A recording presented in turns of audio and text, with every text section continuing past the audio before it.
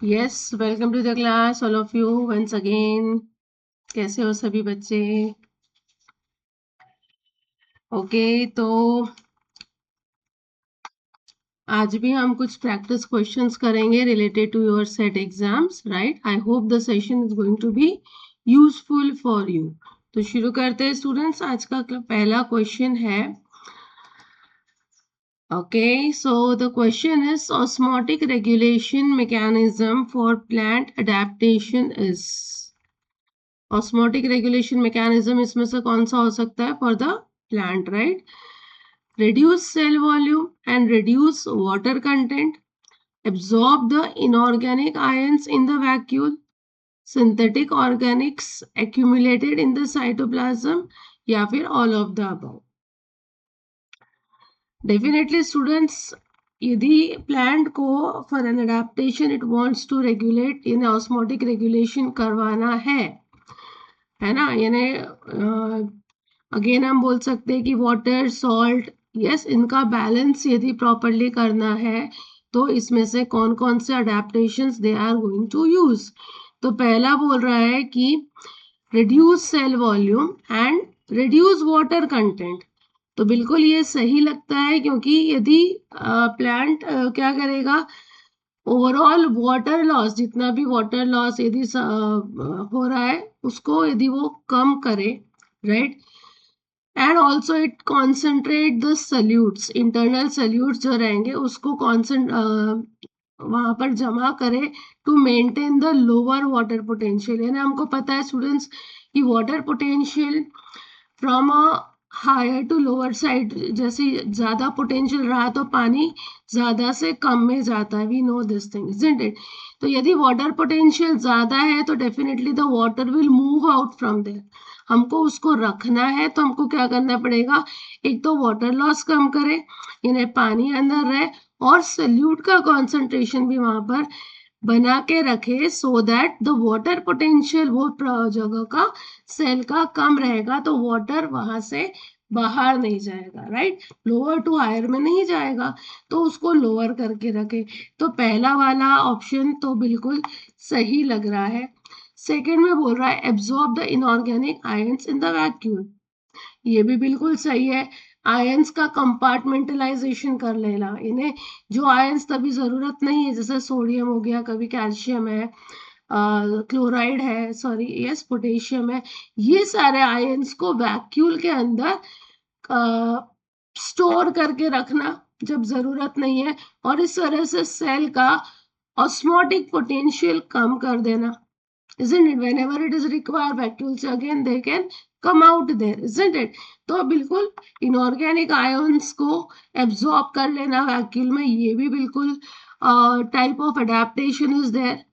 Second, the third is synthetic organics accumulated in the cytoplasm। Synthetic organics यानी आपके osmolytes है ना, जैसा प्रोप्रोलिन है, ग्लाइसिन, बीटेन है, तो क्या इनको accumulate किया जाएगा साइटोप्लाज्म में? Yes, they are accumulated in cytosol so that they can protect the cell structure, cell का स्ट्रक्चर प्रोटेक्ट कर सके, एंजाइम की फंक्शनलिटी प्रॉपरली हो सके, right, without causing any of the toxicity.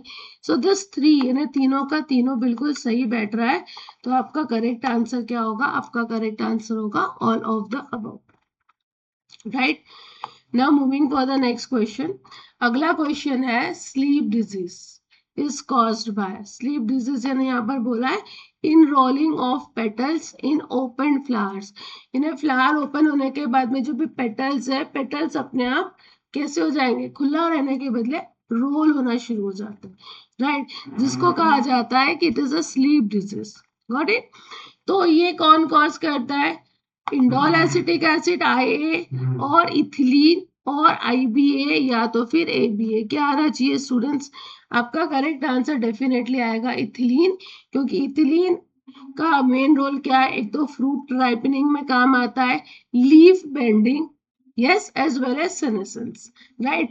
जब भी इसका हाई कॉन्सेंट्रेशन रहता है, यदि इथिलीन का हाई कॉन्सेंट्रेशन रहेगा, तो ये जो फूलों के पेटल्स है, पेटल्स को क्या कर सकता है? उसको रोल आउट करवाना शुरू करेगा, अंदर की तरफ वो रोल होना शुरू हो जाते हैं, राइट? और कभी कभी it is completely closed also we can say, right. तो इस तरह से ये होती है स्लीप डिजीज, जो कॉज होता है because of the high concentration of ethylene there. Got it. I A यानी ऑक्सीजन हो गया स्टूडेंट्स, तो ये तो generally cell elongation root growth को कंट्रोल करता है। I B A is also an auxin. Abscisic acid तो स्ट्रेस हार्मोन है, इजंट इट। सीट डोरमेंसी को मैनेज करेगा, स्टोमेटल क्लोजर में वो काम करेगा, not in a sleep disease. So sleep disease is caused by ethylene, right? Now moving for the next question. अगला question है photo respiration is also called as. Photorespiration को आप क्या बोल सकते हो? Tricarboxylic acid cycle, carbonate cycle, glyoxylate cycle या फिर कैल्विन साइकिल। एक्चुअली ये glycolate cycle, you can go with that, right. तो यदि ऑप्शन ऐसा है तो आपका करेक्ट आंसर आएगा ऑप्शन नंबर सी, ग्लायोक्सिलेट नहीं, glycolate also you can say that. TCA cycle तो again it is not, TCA ना आपका साइट्रिक एसिड साइकिल हो गया, फोटो रेस्पिरेशन नहीं होता है। कार्बोनेट साइकिल यदि मैं कहती हूँ तो again it is not a plant metabolic pathway. Calvin cycle it is also not a photo respiration, है ना, फोटोसिंथेसिस में हम इसको ले लेंगे। तो photo respiration is also called as glycolate cycle. क्यों? आपको पता है फोटो रेस्पिरेशन को हम C2 पाथवे भी बोलते हैं, isn't it? क्यों? क्योंकि इसका जो पहला प्रोडक्ट है, फर्स्ट या फिर इनिशियल प्रोडक्ट जो होता है वो 2 कार्बन कंपाउंड होता है, that is your phosphoglycolate. Phosphoglycolate बाद में जाके कन्वर्ट होता है किसमें? ग्लाइकोलेट में, राइट। इसीलिए इसको हम लोग ग्लाइकोलेट साइकिल भी कहते हैं। Now the next question. What part of the neuron has voltage gated ion channels? Neuron के कौन से पार्ट में वोल्टेज गेटेड आयन चैनल्स होते हैं? एक्सॉन, डेंड्रॉन, साइटॉन या फिर टर्मिनल बटन? एनीवन? यस। देखो स्टूडेंट्स, यदि हम चैनल्स की बात करें तो न्यूरॉन के अलग अलग पार्ट पे अलग अलग चैनल्स होते हैं। जैसे कि यदि मैं डेंड्राइट्स की बात करूं तो डेंड्राइट्स में लिगांड गेटेड चैनल्स होते हैं, right. Sodium channels, potassium channels, chloride channels, ये ना जब भी कोई आके लिगांड आके बाइंड करेगा तो ये चैनल्स ओपन होंगे, so it is a ligand gated, isn't it? Similarly mechano gated receptors are also present there, right. ये कहाँ पर होता है? डेंड्राइट्स में। मैं एक्सॉन की बात करूं तो एक्सॉन में एक तो एक्सॉन फाइबर होता है, राइट, और दूसरा होता है जो लास्ट पार्ट होता है उसका, जो कि जिसको हम बोलते हैं एक्सॉन टर्मिनल। तो दोनों जगह we can say the voltage gated channels are there. Axon fibre में तो लीकी पोटेशियम चैनल्स भी होते हैं, सोडियम पोटेशियम पंप भी होता है, और voltage gated sodium potassium channels भी होते हैं।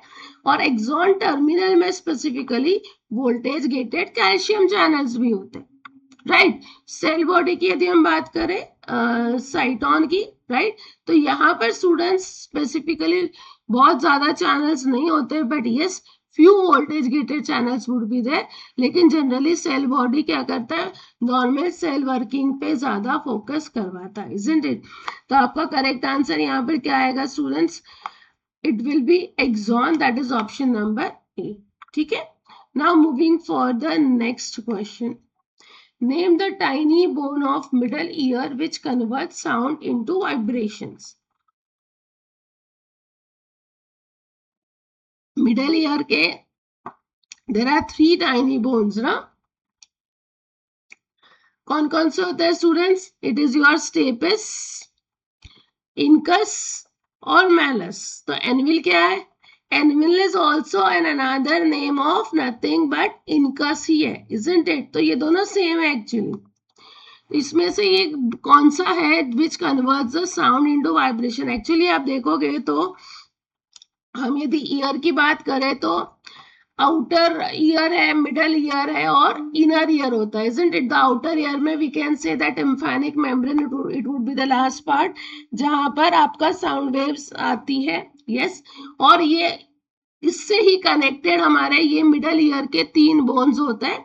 सबसे पहला बोन जो रहता है जो कि टिम्फैनिक मेम्ब्रेन को लग के रहेगा, right, it is nothing but what? Méliès, right. उसके बाद मिडल में आता है इनकस और लास्ट में आता है स्टेपिस जो कि इनर ईयर से कनेक्टेड रहता है। Stapes is the smallest bone of our body, ये भी आप लोगों ने ध्यान में रखना है, right. This is the smallest bone of our body, you should remember that, right. Stapes को हम लोग स्टेरअप भी कहते हैं, ये नाम इस तरह का है कि उनका जो स्ट्रक्चर किस तरह से दिखता है उस हिसाब से, राइट। जैसे anvil is incus, similarly malleus को हैमर शेप होता है इसलिए it is also called as hammer, ये भी आप लोग ध्यान में रखना है, ठीक है। अब देखो यहाँ पर डायरेक्टली आंसर है इसका, बट एक बार हम लोग इसको गो थ्रू कर लेते हैं। ये आपका मिडल ईयर का ओवरव्यू है। ये जो हमको तीनों बोन्स हमको दिख रहा है, स्टेपिस, मैलियस और इनकस, देखो ये तीनों है, here you can see that, isn't it?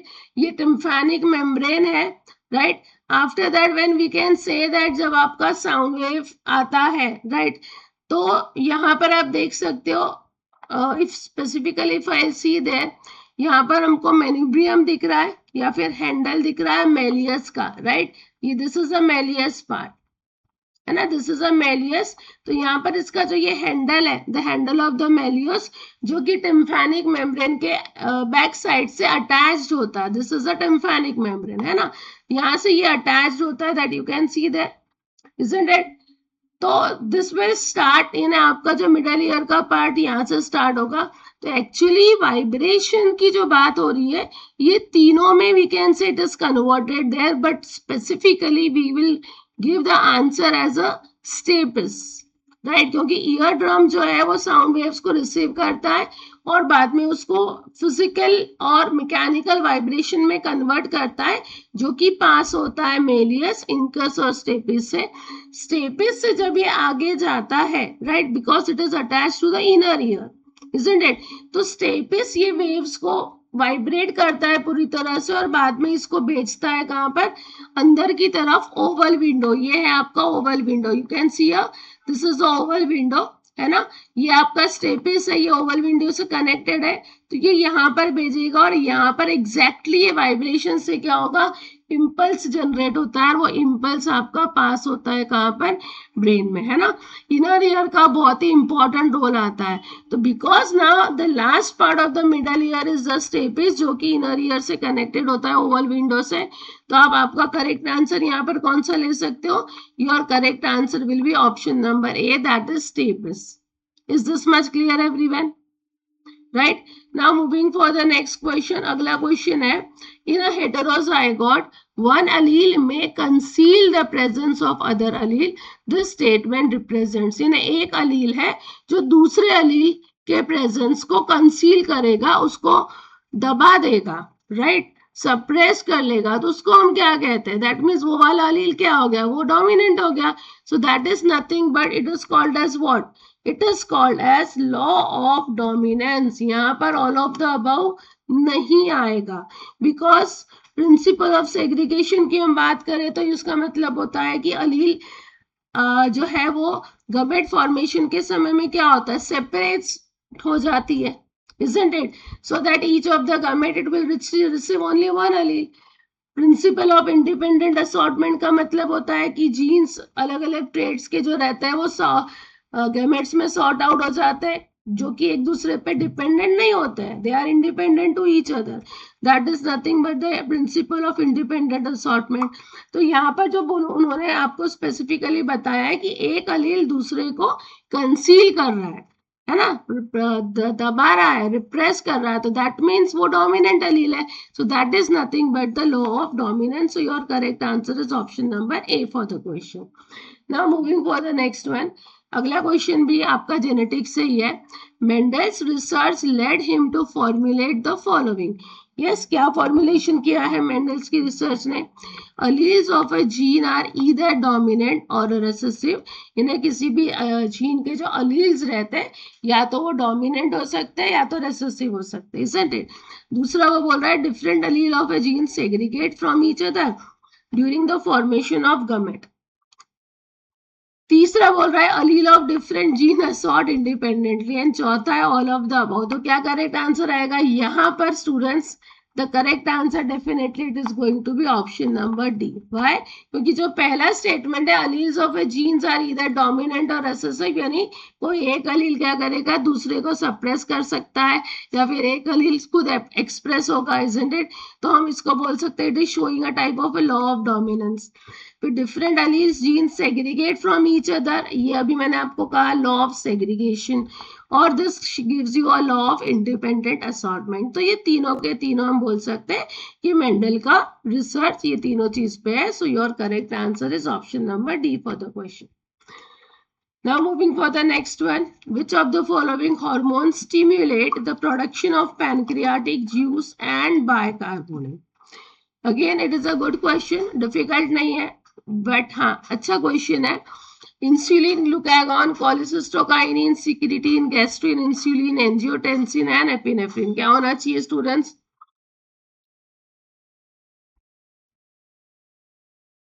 It is asking you about the production of pancreatic juice and bicarbonate.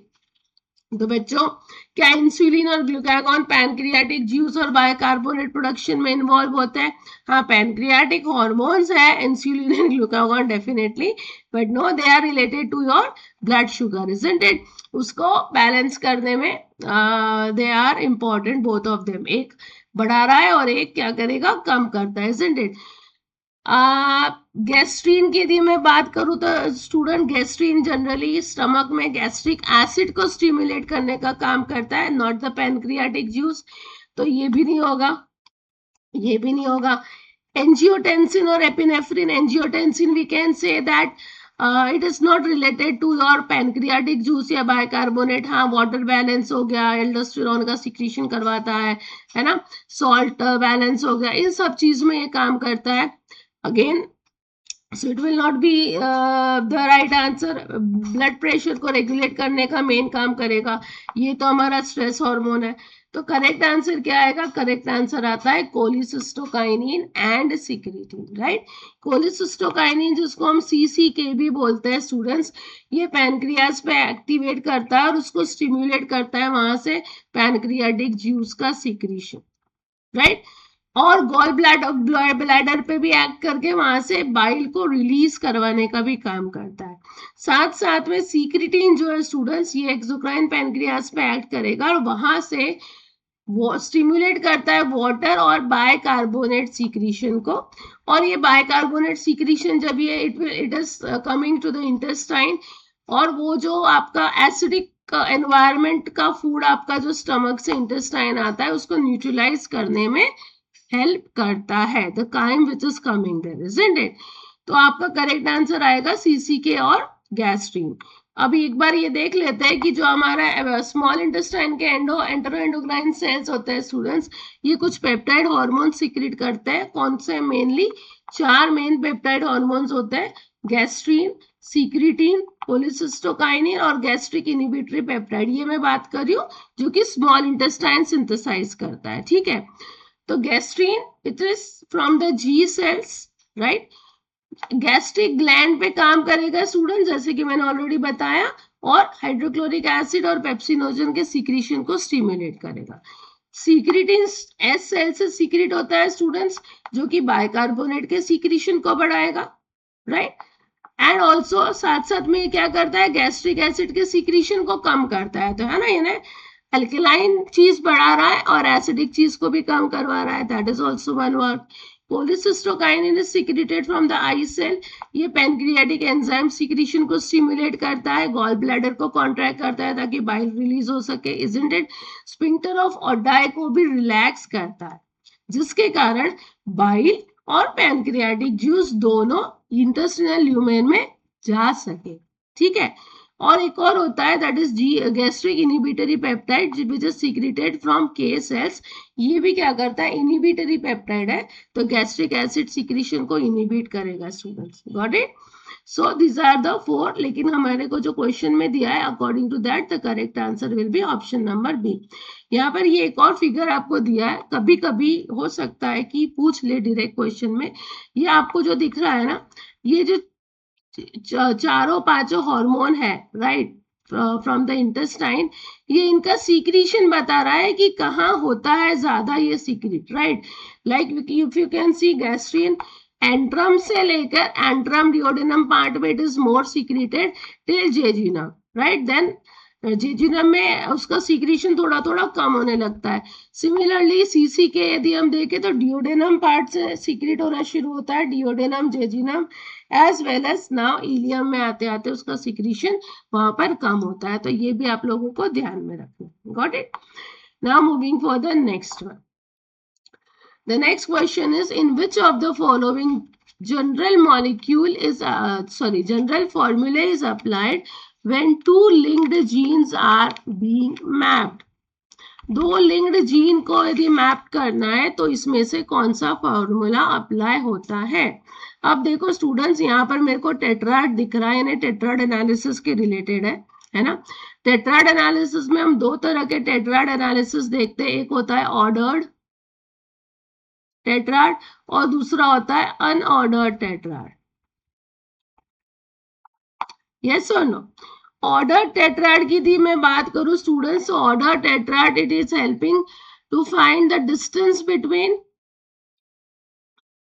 Centromere and gene, है ना, सेंट्रोमियर और जीन, और it is used to find distance between two jeans,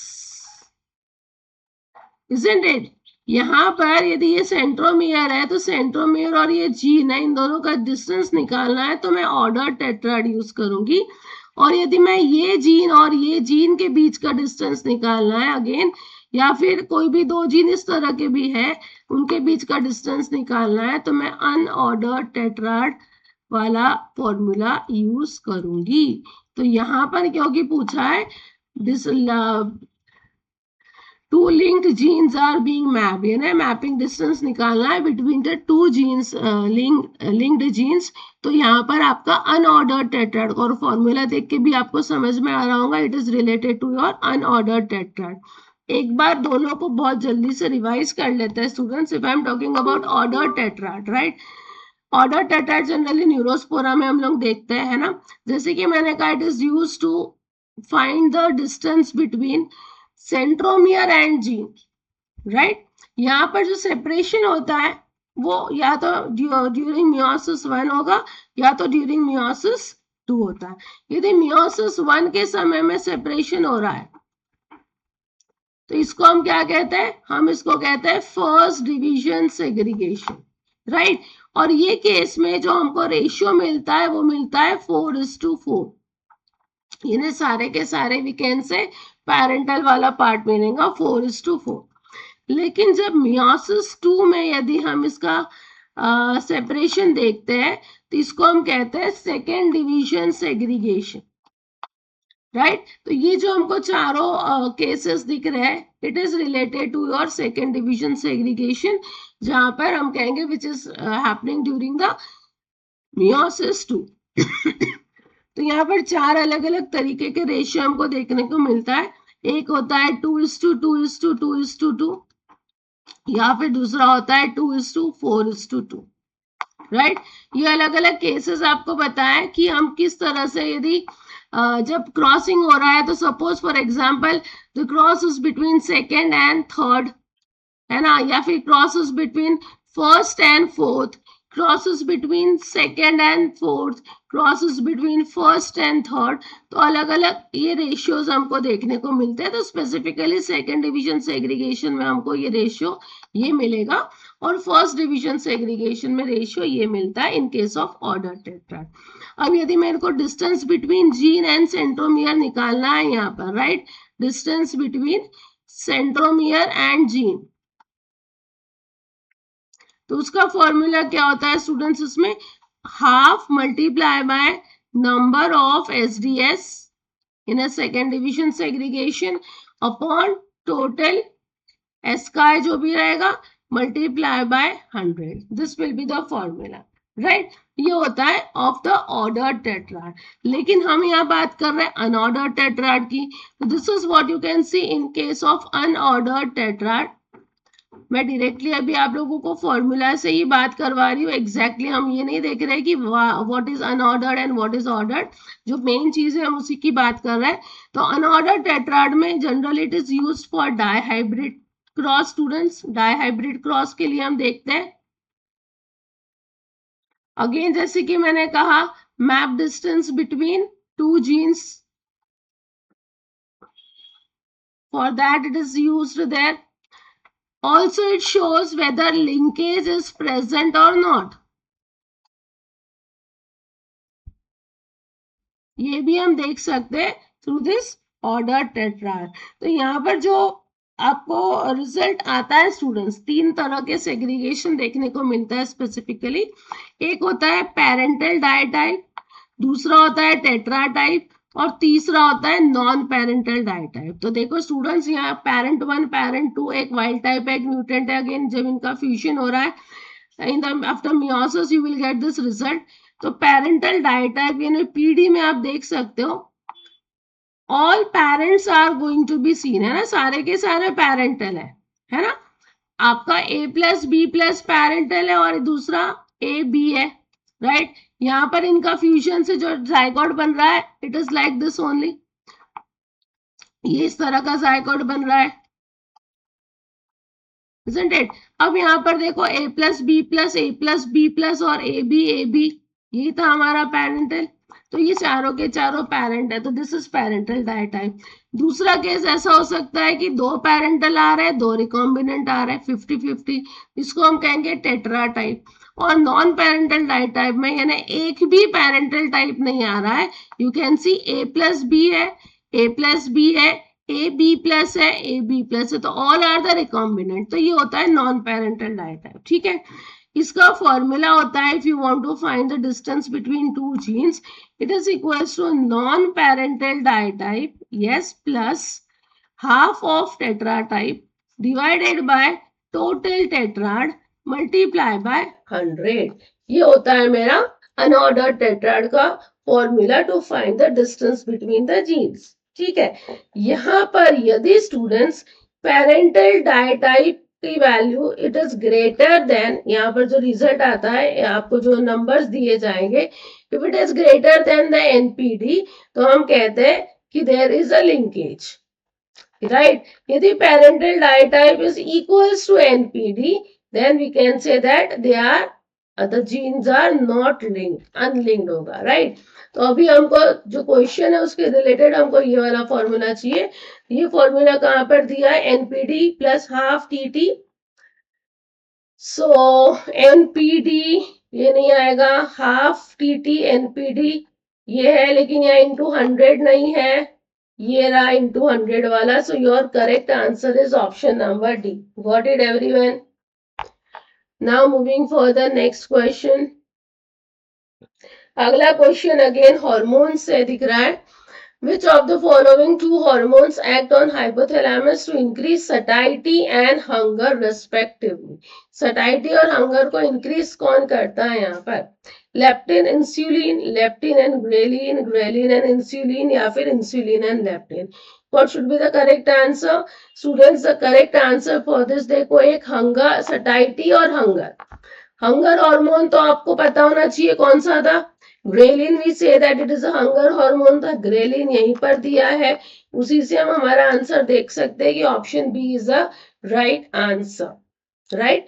leptin की बात करें तो it is produce from the fat tissues, right, और hypothalamus पे जाके ऐड करेगा ताकि हमको ऐसा फील हो कि यस सटाइटी है, फुलनेस की पेट भरा हुआ है, ऐसा जब फीलिंग आती है तो हम कुछ नहीं खाते, isn't it? तो इसी तरह से हमारी भूख अपने आप कम हो जाती है, इट रिड्यूसेस द एपेटाइट। जबकि ग्रेलिन जो है ये हंगर को और बढ़ाता है, राइट। ग्रेलिन प्रोड्यूस होता है from the stomach, got it. तो हमारा करेक्ट आंसर क्या आएगा, option B is going to be the right answer for this. I hope this is clear. Now the next one, recombinant gametes are produced as a result of, recombinant gametes कैसे produced हो गए, crossing over between homologous chromosome, crossing over between non homologous chromosome, both A and B या फिर none of the above. Again a very simple और बहुत ही basic question है। यदि crossing over करवाना है ना, रिकम्बिनेंट गैमेट्स हमको चाहिए, तो if it is one and if it is another one, तो कैसे हम देख सकते हैं, यहां पर दोनों में क्या है, maybe one could be the dominant, one could be the recessive, but the chromosomes are what? The chromosomes are, we can say, homologous chromosomes, isn't it? Not non-homologous chromosome. इसीलिए करेक्ट आंसर क्या आएगा? Option A will be the right answer. Got it? Now moving for one more question. The question is, mark the correct statement for antigenicity of molecule. Now that means what is antigenicity? है ना? Antigenicity is the ability of the molecule to provocate the immune response in the body. यानी immune response को बढ़ाना. Second बोल रहा है antigenicity refers to the binding ability of antibody to its antigen. तीसरा बोल रहा है antigenicity and immunogenicity are synonym, same है. और चौथा है ऑल एंटीजेंस आर इम्यूनोजेंस. आपको क्या बताना है? Correct statement. स्टूडेंट्स, पहला स्टेटमेंट यदि मैं जाती हूं तो antigenicity is ability of molecule to provoke. Antigenicity is not an ability to provoke the immune response. ठीक है, एंटीजेनिसिटी है ना, हम बोल सकते हैं कि एबिलिटी ऑफ एंटीजन की भाई जब वो किसके साथ में बाइंड कर रहा है, एंटीबॉडी के साइड में कितने अच्छे से बाइंड करके वो रिस्पॉन्स जनरेट कर सकता है, ये हम बोल सकते हैं. प्रोवोकेट करवाना, it is not N antigenicity. Actually जब एडजुवेंट की हम बात करते हैं, राइट, कभी भी एडजुवेंट ऐसा होता है कि जो कि इम्यून रिस्पॉन्स को इंक्रीज करवाता है अलोंग विथ एंटीजेंस. एंटीजेंस के साथ में यदि आप एडजुवेंट को ऐड कर दो, so it will provoke, it will increase the immune response. ठीक है, सो ये तो आपका करेक्ट आंसर नहीं होगा. बी में बोला है कि antigenicity refers to binding ability of antibody to its antigen. कितने अच्छे से वो बाइंड कर सकता है एंटीजन पे, राइट, ताकि इम्यून रिस्पॉन्स बाद में जनरेट हो सके. तो this could be the correct answer. तीसरा भी देख लेते हैं. Antigenicity and immunogenicity are synonym. अब देखो एंटीजन जो रहते हैं, they are going to give the immune response, है ना, इम्यून रिस्पॉन्स जनरेट करते हैं. तो क्या हम दोनों को सेम बोल सकते हैं? नहीं. इम्यूनोजेनिसिटी है ना, एक्चुअली वी कैन से कि ability to produce the immune response. Antigenicity, again, it is binding ability of antibody to its antigen, you can say like that. Synonyms तो बिल्कुल नहीं होगा, राइट, क्योंकि जो डीप स्टेटमेंट बोला है कि ऑल एंटीजेंस आर इम्यूनोजेंस, ये भी गलत है, because all antigens are not immunogens. We can say that all immunogens are antigens, ये हो सकता है, राइट. जितने भी एंटीजेंस है, लाइक फॉर एग्जांपल एक एंटीजन होता है hapten. If you remember, hapten is an antigen. Hapten antigen है लेकिन ये इम्यूनोजन नहीं है, ये इम्यून रिस्पॉन्स प्रोड्यूस नहीं करता यदि अकेला हेप्टेन रहा तो. हाँ, हेप्टेन के साथ में यदि कैरियर मॉलिक्यूल ऐड हो जाता है, वो भी एक तरह का प्रोटीन यदि है, देन हम बोल सकते हैं कि ये क्या कर सकता है, इम्यूनोजेनिक रिस्पॉन्स शो कर सकता है. लेकिन अकेला hapten, it is not an immunogen. So you can not say that all antigens are immunogens. लेकिन हाँ, जितने भी इम्यूनोजेंस है दे आर एंटीजेंस, ये वाला स्टेटमेंट सही है. तो ये तो गलत है. अगेन जैसे कि मैंने कहा, एंटीजेनिसिटी और immunogenicity, no, they are different, they are not synonym. तो आपका करेक्ट आंसर क्या आएगा? आपका करेक्ट आंसर ऑप्शन बी ही होगा. Is this much clear everyone? Now moving for the next question.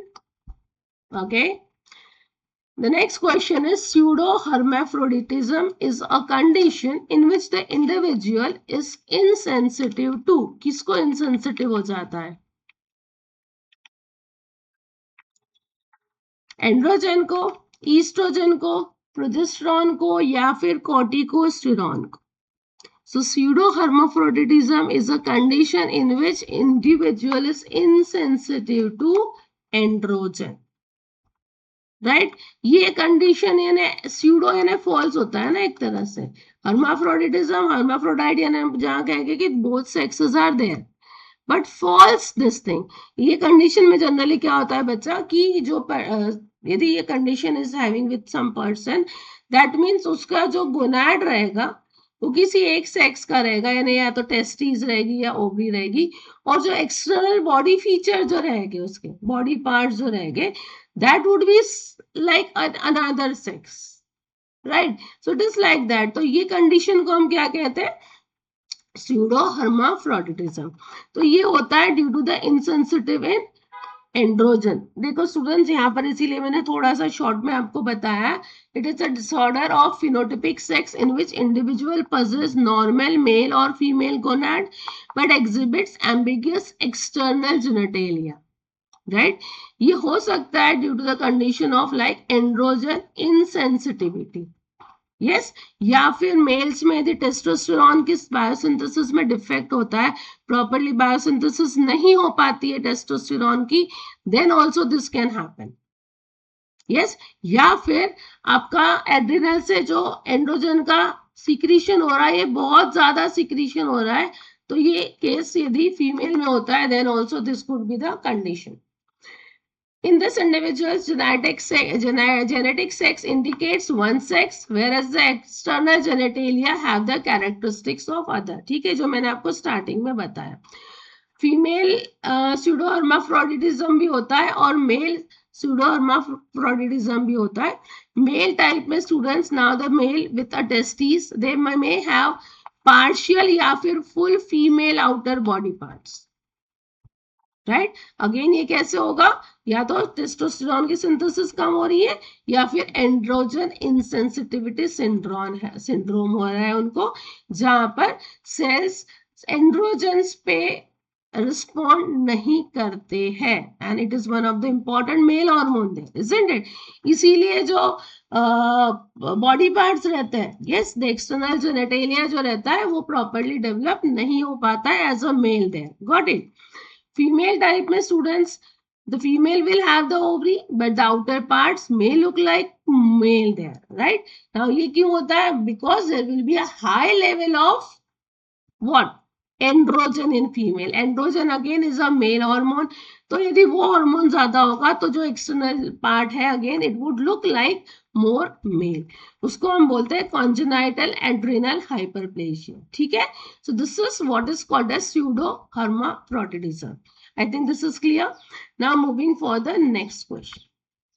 In plants, when the apical cell of the two-celled proembryo divides longitudinally and further, the basal cell plays only a minor role, right, or none in the development of the embryo, then the embryo is dash type. यानी प्रोएम्ब्रियो divide हो रहा है लॉन्जिट्यूडिनली yes apical cell again और जो basal cell है उसका ज्यादा कोई रोल नहीं है या तो फिर है तो बहुत ही कम रोल है in the development of the embryo proper. तो ऊपर का सेल वी कैन से काम नहीं ज्यादा रोल नहीं है और टर्मिनल अपाइकल सेल जो है वो लॉन्जिट्यूडिनली डिवाइड हो रहा है तो हम इसको क्या कहेंगे ऐसे एम्ब्रियो को बोलेंगे एस्टेरॉइड ओनेग्राइड सोलैनाइड या फिर chenopodiad. It is called as onagrad है ना या फिर we also called it as a crucifer type. जहां पर हम देखते हैं व्हाट जनरली ब्रासिकेसी फैमिली यानी डाइकॉट फैमिलीज में देखा जाता है. ब्रासिकेसी हो गया ओनेग्रेसी हो गया इजंट इट. तो यहाँ पर हम क्या देखते हैं कि जो अपाइकल सेल होता है राइट ये आपका एक बेसल सेल होता है स्टूडेंट्स है ना. ये हमारा बेसल सेल होता है और ये अपाइकल सेल होता है या फिर हम इसको टर्मिनल सेल भी बोलते हैं.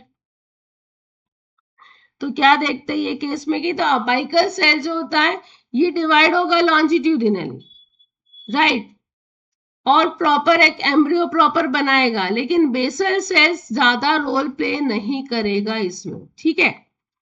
सिमिलरली जो एस्टेरॉइड सोलैनाइड भी है आप देख सकते हो यहाँ पर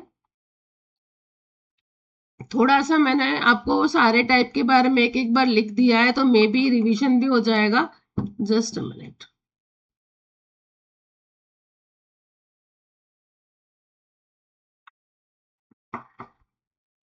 ऑलरेडी मैंने आपको जो बताया कि भाई जब डिवीजन होगा है, एम्ब्रियोजेनेसिस शुरू होती है एंजियोस्पर्म में स्टूडेंट्स, तो जाइगोट 2 सेल का प्रोएम्ब्रियो बनाएगा. तो लार्जर सेल जो बड़ा सेल होता है नियर द माइक्रोपाइल, उसी को हम बेसल सेल कहते हैं. और जो छोटा सेल्स होता है नीचे, दैट इज टर्मिनल सेल या फिर अपाइकल सेल कहते हैं ना. जो बेसल सेल होता है वो सस्पेंसर फॉर्म करता है, और इसीलिए बहुत बार हम इसको सस्पेंसर सेल भी बोलते हैं. राइट. सो बेसल सेल को सस्पेंसर सेल भी बोला जाता है, लेकिन टर्मिनल सेल अगेन आगे जाके पूरी तरह से जो डेवलपमेंट होता है एम्ब्रियो का, उसी में ज्यादा काम करता है, और इसीलिए टर्मिनल सेल को हम लोग एम्ब्रियो सेल भी कहते हैं. तो terminal cell is also called as embryo cell, and your basal cell is also called as what, suspensor cell. इतना आपको ध्यान में रखना है. तो अलग अलग टाइप जो दिख रहा है, जैसे कि पहला है ऑनग्रेड या तो फिर क्रूसिफर टाइप. यहाँ पर जो बेसल सेल रहेगा ये ट्रांसफर्स सस्पेंसर देगा, राइट. और टर्मिनल सेल जो रहेगा वही एम्ब्रियो प्रॉपर बनाएगा, राइट, जो हमको क्वेश्चन में दिया है. उसके बाद में नेक्स्ट टाइप होता है एस्टेरॉइड टाइप. यहाँ पर जो सस्पेंसर सेल है दैट इज लेस प्रोमिनेंट, यानी जो बेसल है that is less prominent, and the embryonic cell forms through a regular division of the apical cell. Apical cell के ही प्रॉपर रेगुलर डिवीजन से एम्ब्रियोनिक सेल फॉर्म होगा. ये एस्ट्रिकेसी फैमिली में हमको देखने को मिलता है. सोलैनेट टाइप जो है, जहां पर terminal cell can give rise to both suspensor और एम्ब्रियो प्रॉपर, दोनों कहां से आता है, मिलेगा आपको टर्मिनल सेल से ही, राइट. तो ये मिक्स टाइप ऑफ ओरिएंटेशन बताता है, like in solanum species. Then caryophyllad type जो है, यहाँ पर स्टूडेंट्स क्या होता है, basal cell is not going to do any of the division. Basal cell आगे का डिवीजन नहीं करेगा, जो भी डिवीजन होगा टर्मिनल सेल ही करेगा, और वो भी इरेग्युलरली करेगा. तो जिसके कारण जो स्ट्रक्चर बनेगा it is very asymmetrical structure, that is caryophyllad. फिर शीनोपोडियाट जो है, यहाँ पर बेसल सेल डिवाइड होगा to form a large suspensor, लेकिन terminal cell it will make the embryo proper through the division. एक और होता है last, that is piperad type. पूरा का पूरा एम्ब्रियो कहां से बन रहा है, it is forming from the basal cell only. अभी तक बेसल सेल ज्यादा काम नहीं कर रहा, लेकिन यहाँ पर बेसल सेल से ही बनेगा. टर्मिनल सेल डीजेनरेट हो जाता है during the early stage of development. तो आप देख सकते हैं अलग अलग टाइप आप देख रहे हैं. दिस इज पेपरेट जो अभी हमने देखा. देखो यहाँ पर बेसल सेल ही पूरा डिवाइड कर रहा है ना. कैरियोफाइलाइट जो था, जहां पर आप देखोगे इरेगुलर डिवीजन दिख रहा है, राइट. नाउ दिस इज ऑनग्रेड जो क्वेश्चन में आपको दिया गया है, isn't it? तो यहाँ पर आप देख सकते हो लॉन्जिट्यूडिनल डिवीजन हो रहा है यहाँ पर अपाइकल या फिर टर्मिनल सेल का, and then it is forming a proper embryo proper यहाँ पर फॉर्म हो रहा है. जबकि बेसल सेल यहाँ पर थोड़ा ही रोल प्ले कर रहा है या फिर नहीं कर रहा है, ये भी हम बोल सकते हैं. Got it? So your correct answer for the question was onagrad type. I think हमने टाइप मार्क किया है. Now moving for the next question. The next question is Yersinia pestis is the causative agent for. किसका causative agent है? Gas gangrene, tularemia, Lyme disease या फिर plague. Correct answer is option number D, plague. Yes, plague या फिर जिसको हम लोग black death भी बोलते हैं. Yes, तो Yersinia pestis it is an agent of this plague. जबकि गैस गैंग्रीन की बात करें तो उसका एजेंट कौन हो जाता है students? That is clostridium perfringens. Tularemia की मैं बात करूं तो ट्यूलेरेंसिस होता है, francisella tularensis. Lyme disease it is again a bacteria, spirochete specifically हम बोल सकते हैं, जो कि बोरेलिया से रिलेटेड होता है अगेन, इजंट इट? तो आपका correct answer is, because it is given Yersinia, तो आपका करेक्ट आंसर आएगा plant. Now the next one. Which of the following is necessary for development of epididymis in mammals? Epididymis के लिए कौन सी चीज ज्यादा नेसेसरी है मैमल्स में, डायहाइड्रोटेस्टोस्टेरॉन, मिथाइल टेस्टोस्टेरॉन, टेस्टोस्टेरॉन या फिर एंडोस्टेरॉन। तो बच्चों your correct answer is definitely, क्योंकि epididymis again it is a part of your reproductive structure of male. जैसे एपिडिडाइमिस हो गया, वास डिफरेंस है, समाइनल वेसिकल है, इन सब के डेवलपमेंट में किसका रोल होता है? It is nothing but the testosterone. Yes और नो? ओके, सो ये एक्चुअली टेस्टोस्टेरॉन की यदि मैं बात करूं तो ये स्टेबलाइजेशन हो गया, डिफरेंशिएशन हो गया, yes, of the mesonephric duct या फिर हम वोल्फियन डक्ट जो बोलते हैं, उसको कहां पर करता है? वो डिफरेंशिएट करता है into the male reproductive part. Dihydrotestosterone generally enzyme 5 alpha reductase के थ्रू एक्ट करता है, यस, उसका कन्वर्शन से, and it is for the external genitalia as well as prostate, isn't it? Methyl testosterone तो एक तरह से एनालॉग है, ये सिंथेटिक एनालॉग है, तो it is not again directly used there, naturally ये यूज नहीं होगा यहाँ पर। So your correct answer is option number C for the question. Now the next question, which of the following is wrong statement in SOS repair system? SOS में wrong statement कौन सा है? So Lex A shows auto reparation of Lex A. Lex A shows repression of Reg A. Negative regulation of Lex A blocks the SOS repair. या फिर Reg A shows negative regulation of Lex A. तो actually rec A it is not going to show the negative regulation, हमको wrong वाला पूछा है ना। Rake ए जो है एक्चुअली ये पोस्ट ट्रांजिशनल इनएक्टिवेशन बताता है ऑफ लेग से, negative regulation you can not go with that. तो आपका करेक्ट आंसर क्या आएगा? Option number D for the question. Now moving for the next one, if you compare the B cell epitope against the T cell epitope, देखो B cell epitope again और T cell epitope, I hope दोनों चीजें आप लोगों को पता है। यहाँ पर एक बार कुछ स्टेटमेंट्स देख लेते हैं। क्या बोला है? B cell epitope are based more on primary sequence of proteins antigen, B cell epitope are based more on nature conformation of protein antigen, B cell epitopes are based more on presentation of antigen by MHC, या फिर B cell epitopes are of continuous epitope than the T cell होना चाहिए था इधर, yes, T cell epitope, isn't it? तो क्या आना चाहिए करेक्ट आंसर? क्या कोई टेबल दिया है मैंने यहाँ पर? नहीं दिया है, चलो ठीक है। देखो students, if I am talking about B cell and T cell, पहले हम लोग यहाँ लिख लेते हैं, फिर देखते हैं कि क्या सही वाला होगा। B cell epitope, isn't it? It is again based on nature confirmation या फिर native configuration. I can say like this. Yes, based on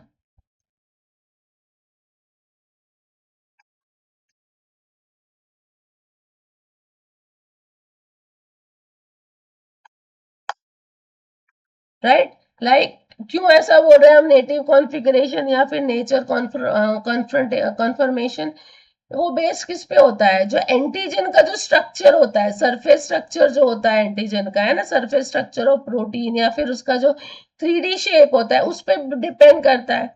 जबकि टी सेल एपिटोप की यदि मैं बात कर रही हूँ,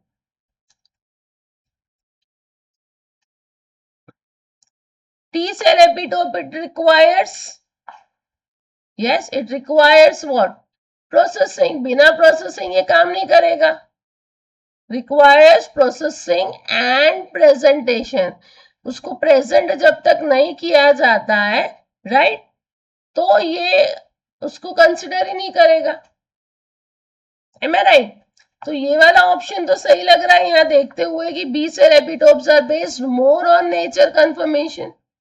फिर भी हम देख लेते हैं दूसरे भी, राइट। अब यहाँ पर B cell epitopes are based more on primary sequence of protein antigen, क्या ये सही है?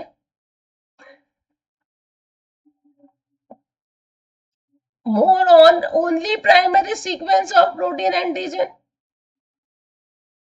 देखो students, if I am talking about B cell epitope, दूसरा पॉइंट ये भी लिखूंगी मैं कि B cell epitope can be continuous, यानी लीनियर हो सकते हैं, कंटिन्यूअस यानी, या फिर it can also be discontinuous. Yes, that is called as what? Conformational.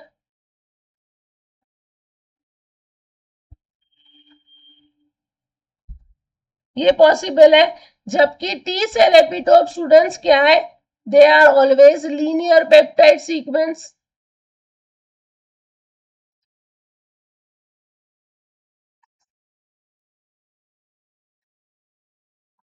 तो B cell epitopes are of continuous epitopes than the T cell. They are not only continuous, they can be continuous or they can be discontinuous also.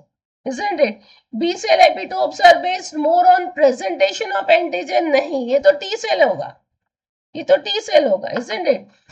अब A वाला जो है B cell epitopes are again based more on primary sequence. Not you can say more on primary sequence only. Isn't it? तो आपका ध्यान, आपका correct answer फिर क्या आएगा यहाँ पर? आपका करेक्ट आंसर आना चाहिए option number B for this question. I hope this is clear. Actually एक टेबल था, I miss to take that table, वहां पे और अच्छे से आपको दिए थे. चलो कोई अगले कभी इसके रिलेटेड क्वेश्चन आएगा तो I share that table with you all. Now the next question, which of the following group of transcriptional factor is responsible for maintaining the pluripotency of stem cells? Again direct question है. CSIR में भी इस तरह का आया हुआ है, gate exam में भी एक्चुअली आ चुका है. तो आपका ऑप्शन क्या आएगा स्टूडेंट्स? OCT4 तो है ही, SOX2 भी है, और तीसरा कौन सा है? तीसरा NANOG है. तो आपका करेक्ट आंसर क्या आएगा? Option B. राइट ये जो स्टेम सेल्स की प्लूरिपोटेंसी होती है, प्लूरिपोटेंट स्टेम सेल्स, उसको बनाए रखने में ये तीनों काम करते हैं. OCT4 जो है ये एक तरह का मास्टर रेगुलेटर है students. Right OCT4 is a master regulator.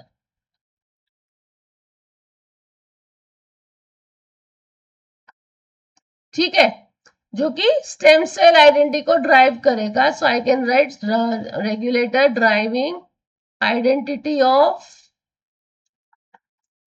Stem cell. Yes, और साथ साथ में ये डिफ्रेंशिएटेड एसोसिएटेड जीन्स जो होते हैं उनको भी रिप्रेस करवाता है. SOX2 जो होता है स्टूडेंट्स, ये OCT1 के साथ में पार्टनर करता है. यस, पार्टनर्स विथ OCT4, उसके साथ में मिलके काम करेगा ताकि डीएनए एलिमेंट्स को बाइंड कर सके, प्लूरिपोटेंसी के लिए ट्रांसक्रिप्शन को ऑन कर सकते हैं इस तरह से. फिर तीसरा है नैनोग. नैनोग स्टूडेंट्स अगेन टेंडम के थ्रू OCT4 के साथ में काम करता है, OCT4 एंड SOX2 के साथ में ये काम करता है students, again to stabilize the pluripotence. Pluripotent state को स्टेबलाइज करने में ये काम करता है. राइट और यदि लीनिएज कमिटमेंट प्री मैच्योर हो रहा है तो उसको क्या करेगा? उसको ब्लॉक करने का भी काम करता है. इस तरह से हमारा करेक्ट आंसर आएगा option B for the question. Got it everyone? The next question, in which of the following standard symbols are used in pedigree analysis for twin daughters? जुड़वा लड़कियां, तो इसमें से कौन सा यूज होगा सिंबल? यहाँ पर this is husband and wife यानी पेरेंट्स हो गया, इजंट इट? इसको ये फीमेल होता है, ये मेल होता है. इस तरह से ज्वाइन किया है ना, they are the married couple. अब यहां से इस तरह से ब्रांच निकला तो दे आर द चिल्ड्रन, है ना, ये पेरेंट हो गए, ये उनके बच्चे हो जाएंगे. इसमें भी ये मेल चाइल्ड हो गया और ये फीमेल चाइल्ड हो गई. हमको क्या पूछा है? हमको ट्विंस पूछा है, तो ये नहीं होगा. इस तरह की pedigree again, this is again showing you what? Only mail. इस तरह से एक्चुअली नहीं दिखाया जाता है, फिर भी यहाँ पर पेरेंट है और ये दो डॉटर, यहाँ पर दोनों लड़कियां दिख रही है ना, तो एक्चुअली यहाँ पर करेक्ट आंसर, क्योंकि इन्होंने स्पेसिफिकली कुछ नहीं बताया, उन्होंने बोला है कि सिर्फ ट्विन डॉटर्स बताना है, तो बच्चों ये दोनों ऑप्शन सही होता है। इसमें से एक आप कब चूज कर सकते थे, यदि ये क्वेश्चन में उन्होंने पूछा रहता या फिर बोला रहता कि ये ट्विन डॉटर्स यानी आपकी सेम चाहिए या अलग अलग जायगॉट से चाहिए, इजंट इट। अगेन जैसे कि यहाँ पर देखो मैं आपको बताती हूँ, ये आपका मेल फीमेल है ना, मैरिज, फिर this is how the family you can see there, है ना, ये है देखो, ये आइडेंटिकल ट्विंस और फ्रैटर्नल ट्विंस, ये दोनों डॉटर्स है। आइडेंटिकल ट्विंस है ना, बिल्कुल similar twins from a same zygote that we can say, isn't it? तो आइडेंटिकल होता है, तो उसमें हम लोग इस तरह का ट्रायंगल शो करते हैं और यहाँ पर दो सर्कल आते हैं ना, इन दोनों के बीच में भी लाइन आएंगी विद द पेरेंट्स, और यहाँ पर ये दोनों के बीच में भी लाइन नहीं है। So this is fraternal twin females. Again, it is which is forming from the two different eggs there, isn't it?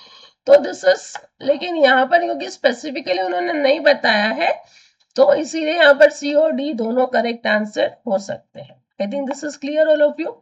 एक बार ये सिंबल्स को एक बार फिर से आते हैं। देखो बच्चों, ये जो यहाँ पर सिंगल लाइन है तो it is a normal marriage, दो लाइन यदि दी है तो दैट इज कॉन्सेजीनियस मैरिज, यानी क्लोज रिलेटिव के बीच में जो शादी होती है ना, दैट इज, तो वहां पर आपका दो लाइन होता है। फिर ये इस तरह से पेडिग्री फैमिली बताई जाती है। यहाँ पर नंबर 1 नंबर 2 ये जो है रोमन नंबर में जो दिया है ना, ये जनरेशन है, ये फर्स्ट जनरेशन सेकेंड जनरेशन, इनका भी यदि और आगे जाएगा तो यहाँ पर हम नंबर 3 देंगे तो थर्ड जनरेशन। और जो सेम जनरेशन में जब हम नंबर देते हैं ये 1 2 3 4, तो these are the number of individuals in a same generation, ठीक है। सिमिलरली यहां पर आप देख सकते हो पूरा डार्क रहेगा तो ये डिजीज है ना, अफेक्टेड मेल एंड फीमेल है, ये इस तरह से रहेगा तो ये कैरियर है। Again right, this is again a female carrier, अकेली फीमेल कैरियर जब होती है जहां पर मेल कैरियर नहीं हो सकता है, again at that time this is the symbol for a female carrier, this is diseased male या फिर female which is not present now, ठीक है। And this is for the unknown sex, तो ये आपके थोड़े से आपको सिंबल्स ध्यान में रखने हैं। आई hope this is clear students. तो आज का क्लास हम लोग यहीं पे स्टॉप करते हैं, अगली क्लास में और कुछ क्वेश्चंस करने की कोशिश करेंगे हम लोग। सो बी देयर स्टूडेंट्स। अगेन फिर से मैं कहूंगी कि अभी आप लोगों ने यदि इस चैनल को सब्सक्राइब नहीं किया है तो प्लीज सब्सक्राइब कर दीजिए चैनल को, so that you can get the proper notifications and all. Share कीजिए वीडियो को ज्यादा से ज्यादा, एज वेल एज लाइक भी कीजिएगा students. So see you very soon, till then all of you, bye bye, take care and keep learning.